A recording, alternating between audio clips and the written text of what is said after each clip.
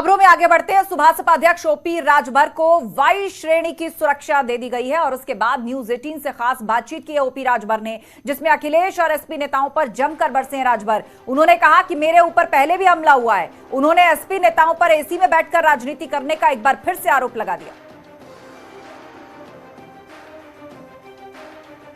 तो ओपी राजभर ने न्यूज 18 से खास बातचीत की है, वो पूरा वक्तव्य भी हम आपको सुनाएंगे, लेकिन उससे पहले खबर एक बार जान लीजिए। ओपी राजभर ने न्यूज 18 से बातचीत के दौरान कहा उनको वाई श्रेणी की सुरक्षा दी गई है और उन्होंने कहा कि पहले भी उन पर हमला हो चुका है और एक बार फिर से ऐसा हमला हो सकता है। इसके अलावा एक बार फिर से समाजवादी पार्टी और अखिलेश यादव पर उन्होंने निशाना साधा। एसी वाली पॉलिटिक्स का कैसे आरोप लगाया, आप भी सुनिए। क्रॉस वोटिंग नहीं किया है।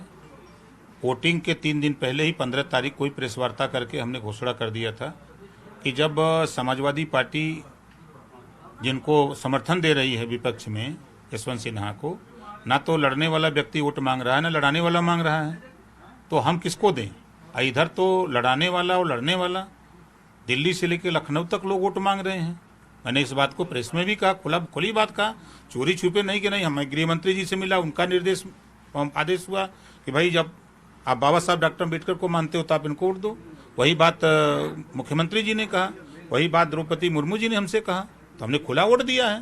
तो क्रॉस वोटिंग तो समाजवादी पार्टी के लोग जो बचे वो लोग किए होंगे, हमसे उसे नहीं मतलब। लेकिन इतना जरूर जानता हूं कि क्रॉस वोटिंग के पहले ही मुझे मालूम था कि क्रॉस वोटिंग होगी, क्योंकि शिवपाल चाचा से हमारी मुलाकात हुई थी। शिवपाल जी से उन्होंने कहा था कि जो सच्चे समाजवादी होंगे वो द्रौपदी मुर्मू जी को देंगे। किस किसने दिया है, कुछ बता पाएंगे आप? क्योंकि आपको जानकारी सब कुछ है, मुझे सब पता है। नहीं देखिए, हम बताएंगे, नाम नहीं बताएंगे, क्योंकि अब उन नेताओं का भी भविष्य है भाई। अब तो सब कुछ ऑल इज वेल है आपका बीजेपी के साथ। तो क्या ये मान लिया जाए कि 2024 में जो रास्ता तैयार करेंगे आप चुनाव के लिए, वो भी भगवा रंग से होते गुजरेगा?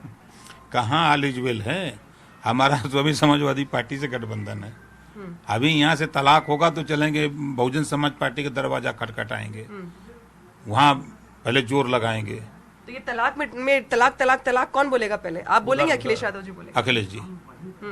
हम तो कबूल करेंगे। अच्छा, आप तैयार बैठे कबूल? हम तैयार बैठे हैं कि कबूल हम एकदम स्वीकार है भैया। अगला स्टेप क्या होगा उसके बाद, तलाकनामे के बाद निकाह के लिए? हम मायावती जी से मिलेंगे, वहाँ बात करेंगे, बात बन जाएगी तो ठीक है, नहीं तो फिर और लोग हैं। तब तक और कई गोल बनने जा रही है, देखिए।